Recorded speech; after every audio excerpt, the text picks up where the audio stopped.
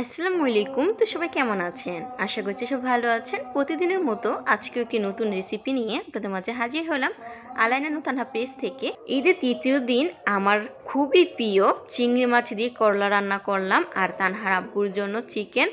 তানহার আব্বুর নাকি খুবই ইচ্ছে করেছিল চিকেন খেতে, আর আমার পছন্দের চিংড়ি মাছ দিয়ে করলা খেতে খুবই ভালো লাগে।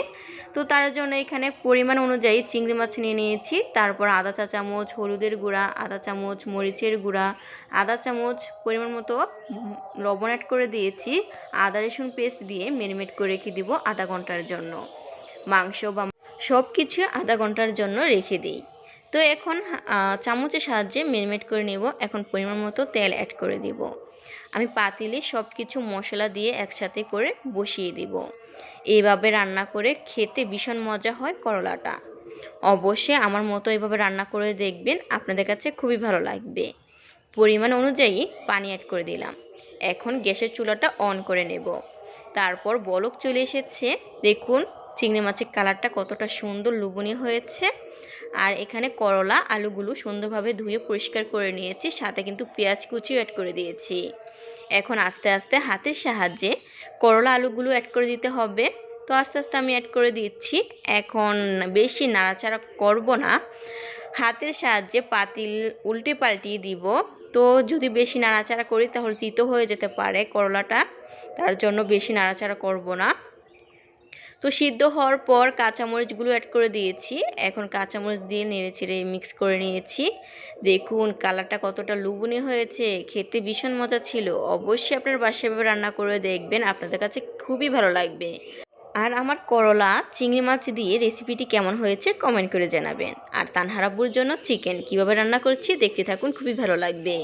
প্রথমে আদা রসুন পেস্ট অ্যাড করে দিলাম। তো এখন মিক্স করে নেব। মিক্স হয়ে এলে তারপর হলুদের গুঁড়া দিয়ে দিব। হাতে আমি মেখে নিচ্ছি, মেরিনেট করে নেব। হাতে মাখানো কষানো মাংস খেতে ভীষণ মজা হয়। আমি সব সময় সব ভিডিওতে এইভাবে রান্না করি, তো এইভাবে আপনার সাথে শেয়ার করি। আশা করছি আপনাদের কাছে খুবই ভালো লাগবে। হলুদের গুঁড়া দিয়ে পরিমাণ মতো তেল অ্যাড করে দিয়েছি, মেরিনেট করে নিয়েছি হাতে। তারপর মরিচের গুঁড়া 2 চামচ মরিচের গুঁড়া অ্যাড করে দিয়েছি। আমার ঝাল ঝাল করে খেতে ভালো লাগে, তো ঝাল ঝাল করে রান্না করেছি। তানহার আব্বুরও খুবই প্রিয় ঝাল ঝাল করে রান্না খেতে। তো জিরার গুঁড়া, ধনিয়ার গুঁড়া, মশলার গুঁড়া একসাথে দিয়ে দিয়েছি। এখন মেরিনেট করে নিব। 1 চামচ লবণ অ্যাড করে দিয়েছি। এখন মেরিনেট করে নেব। মেরিনেট করে রেখেছিলাম আধা ঘন্টার জন্য। তারপর গ্যাসের চুলাতে বসিয়ে দিয়েছি একটি কড়িয়াতে পরিমাণ মতো পেঁয়াজ কুচি তেল অ্যাড করে দিয়েছি। পেঁয়াজটাকে ব্রাউন কালার করে নিতে হবে। এই যে ব্রাউন কালার চলে এসেছে, এরপর যে মাংসগুলো অ্যাড করে দিব, মাংসগুলো দিয়ে কষিয়ে নিতে হবে। তো কতটা সুন্দর লোভনীয় লাগছে দেখুন, অনেক মজা ছিল। চিকেন সোনালি চিকেন রান্না করেছি তানহার আব্বুর জন্য। তানহার আব্বুর খুবই প্রিয় চিকেন।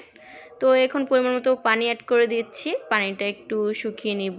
আর চিকেনটা আমি বোনা করছি, তার জন্য একটু শুকিয়ে বোনাটা নামিয়ে নিব। কতটা সুন্দর লোভনীয় হয়েছে, খেতে ভীষণ মজা ছিল। আমার 2টি রেসিপি আপনাদের কাছে কেমন লেগেছে অবশ্যই কমেন্ট করে জানাবেন। অবশ্যই আমার রেসিপিগুলো ফলো করে বাসায় রান্না করবেন, খুবই ভালো লাগবে। ঈদের তৃতীয় দিনের রেসিপিগুলো এখানে শেষ করছি। আপনারা ঈদের তৃতীয় দিন কে কী রান্না করেছেন অবশ্যই কমেন্ট করে জানাবেন। আর খাঁটি গরুর দুধ গরম করে নিচ্ছি তানহার আব্বুর জন্য। তানহার আব্বু খুবই পছন্দ করে খাঁটি গরুর দুধ খেতে। আজকে ভিডিওটি এখানে শেষ করছি। সবাই ভালো থাকবেন, সুস্থ থাকবেন। আল্লাহ হাফেজ।